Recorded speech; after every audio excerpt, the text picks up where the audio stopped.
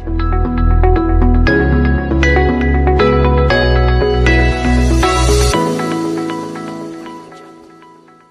अस्सलाम वालेकुम।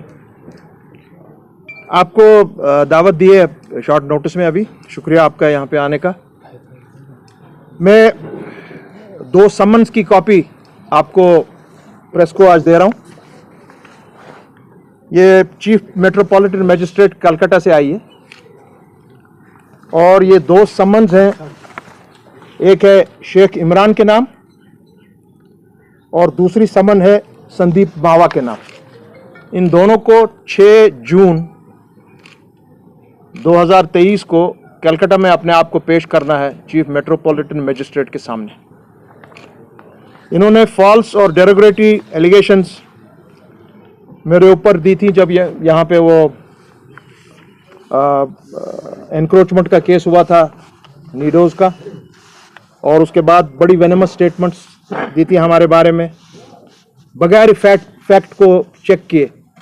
उन्होंने कागजात दिखाए थे और ये भी कहा था कि जो मैं कागजात वहाँ पे दिखा रहा हूँ वो कागजात सब जाली हैं, बोगस हैं, और मैंने और मेरी फैमिली ने ये लैंड माफिया हैं। और उसके साथ साथ बहुत ही नाजायज़ किस्म के अल्फाज इस्तेमाल किए थे उनने भी और संदीप मावा ने भी। और ये उन्होंने इंटरव्यूज़ दिए थे 1 फरवरी जो लोड हुआ था 6 फरवरी को मावा साहब का, और शेख इमरान साहब ने 1 फरवरी को दिया था कश्मीर क्राउन में, जो लगभग 8 लाख लोगों ने हिंदुस्तान में देखा था। और बाबा साहब का इंटरव्यू शायद 2 लाख 3 साढ़े 3 लाख लोगों ने देखा था, जो न्यूज़ इनसाइडर और टाइपराइटर में आया हुआ था। सो इसमें ये उनने कोशिश की थी करना, क्योंकि मैंने कलकत्ता में केस क्यों किया, क्योंकि मेरा काम पिछले 30-35 साल 40 साल से कलकत्ता में उसका हेडक्वार्टर है। और ये सब देख के जितने भी मेरे मुलाजमीन हैं, मेरे एसोसिएट्स हैं, उन्होंने मुझसे भी राब्ता किया कि ये क्या बात है, क्या आप लोग वहाँ के जम्मू कश्मीर के लैंड माफिया हैं। इस तरह से बातें आज हम देख रहे हैं पूरे टीवी में, आपके ऊपर ज़बरदस्त इल्ज़ामात लगाए गए हैं। सो हमने फिर ये मुनासिब समझा, क्योंकि ये डिफेमेशन का मामला बनता है और ये फॉल्स एलिगेशंस हैं, इसकी सज़ा बहुत ही ख़तरनाक होती है। शेख इमरान वो हाँ, जो भी है शेख इमरान, मैंने देखा था वो जो है कोई यहाँ का जो अपने आप को बोलता है बड़ा लीडर है। और उन्होंने जो जैसे इमरान साहब ने बातें की थी कि बुलडोजर 40 कनार बचाने या कशर पॉइंट बनानी या बुलडोजर बोट करें ना पन 40 कनाल बचाना थी। अपने आपका पेट नहीं भरा, 103 कनाल के बावजूद 40 कनाल घास चराई लेके बैठे हो, और आप लोग सीआरपीएफ और बीएसएफ का वहां से जो आपको रेंट मिलती है वो भी खा जाते हो। हमारा न कोई ताल्लुक है इस लैंड से, न कोई बात ही है, न मुझे पता है कि ये 40 कनाल कहाँ है और क्या है। जो सरकार ने ये वहाँ पे कार्रवाई की थी और हमारा नाम सामने लाया था, और चूंकि मैं उस वक्त वहाँ दिल्ली जा रहा था और मैं सामने उस वक्त आ गया, तो उन्होंने कहा कि शायद हमारा ही सब कुछ है। सो उसके अलावा अब मसला ये है इनका, और खुसूसन इनका अपने इसमें से ये बिलीव कराया गया लोगों को यहाँ पर भी और पूरे हिंदुस्तान में कि हमने डॉक्यूमेंट्स फोर्ज किए हैं जमीन के। और जहां तक मावा साहब का ताल्लुक है, वो ऐसी गंदी जबान इस्तेमाल करते हैं पॉलिटिकल अपोनेंट्स के बारे में, हालांकि मैं उनको जानता भी नहीं। मैंने कभी उनसे हाथ तक नहीं मिलाया आज तक। I don't know him who is, I have no idea. और इसलिए हमने सोचा कि चूंकि बार बार ये लैंड माफिया, लैंड ग्रैबर्स ये सब करने के, तो बेटर है, क्योंकि हमारे लोग बहुत ही नाराज हुए हमसे कि सर मुजफ्फर शाह साहब आप इतनी बड़ी कंपनी यहाँ से 40 साल से चला रहे हैं, जिसका इतना बड़ा नाम है, आपका अपना नाम है, अपने बाप का नाम है, अपने नाना का नाम, ये क्या बात है?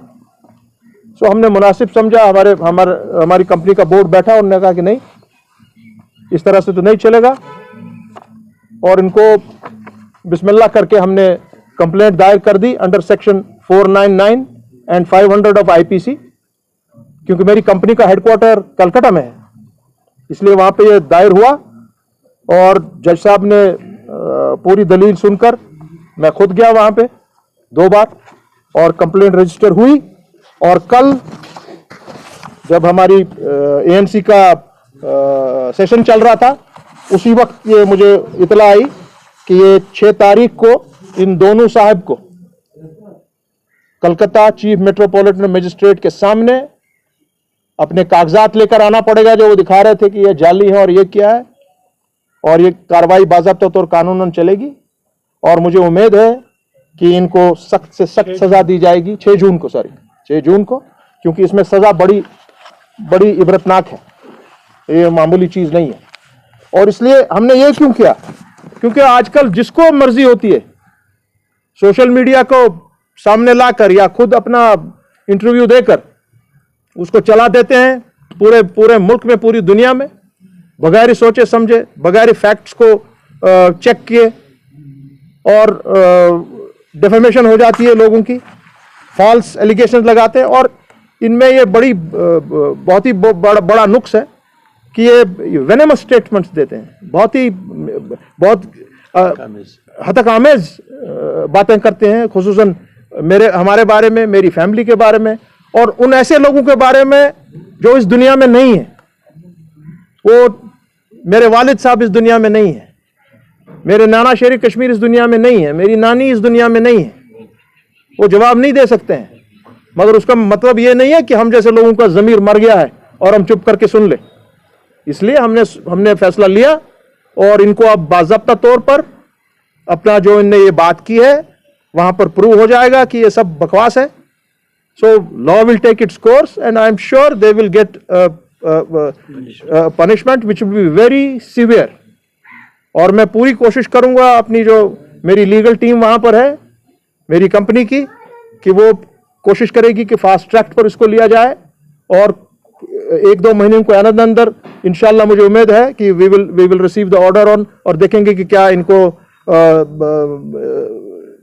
पनिशमेंट मिल जाएगी। सो आइंदा यहां पर ऐसे लोग तब तक अपना मुंह नहीं खोलेंगे किसी के बारे में भी, जब तक उन्होंने पूरे फैक्ट्स को चेक ना किया हो, जब तक हकीकत न जानी हो। तो इसलिए मैंने ये कार्रवाई की, और वो कार्रवाई करके आपके सामने लाई। ये दोनों नोटिस हैं, और आपके सबके ईमेल्स पे ये चली जाएंगी आज आधे घंटे पौने घंटे के अंदर, और ये कार्रवाई हम शुरू कर रहे हैं। कोर्ट ने लिया इतना वक्त भैया, ये कोई मामूली बात नहीं है। जब मेरे भाई ये अपने जो मेरे ये दोस्त हैं जिनके खिलाफ ये कार्रवाई, और ये अब 6 जून को उनको वहां पे पेश होना है, उनको भी पता लग जाएगा कि यहाँ से कलकत्ता जाने में क्या होता है। क्या लगता है आपको, ये कोई मामूली बात नहीं है, यहाँ से जम्मू जाने में हालत बिगड़ जाती है। तो चलिए कलकत्ता आइए, हम आपका स्वागत, जैसे वो शमी कपूर की पुरानी वो एक ऐड थी, आपका स्वागत हम वहाँ पान पराग से करेंगे। आइए बिस्मिल्लाह करके और हो जाइए खड़ा वहाँ चीफ मेट्रोपोल मजिस्ट्रेट के बारे में। ये मुझे पता नहीं, मैंने सुना है warrants of arrest will be issued, they can be arrested immediately. Do I look like a man who can compromise? I want punishment so that these kinds of things in a society don't happen. और मैं तो हैरान हूं कि वो कैसे documents बोलते हैं कि ये डॉक्यूमेंट्स हैं 113 कनाल के, ये सब इसमें जो उन्होंने बातें की हैं अपने इसमें टीवी चैनल, इसमें आपके इन चैनल्स के थ्रू, हर एक सेंटेंस का हमने वापस जवाब दिया है, और जो कोर्ट के सामने हमने दिया, तो तभी metropolitan magistrate was kind enough to immediately prima facie case ये एस्टैब्लिश हो गया, और उन्होंने डेट फिक्स कर दी बहुत जल्दी। हालांकि अभी ये 10-15 दिन भी नहीं हुए थे, और 6 जून का डेट उन्होंने दे दिया कि उनको लाइए यहाँ पर। और अगर जिस तरीके से ये मामला बना है, ये प्रूव हो जाता है, तो एक इबरतनाक सजा इस पर दी। Basis behind is article 370, yes, that's a fact, and they are wanting to target it, but Unfortunately, they have, in between they have found a man like me, and I will not leave them. Anybody doing like that will be taken to task.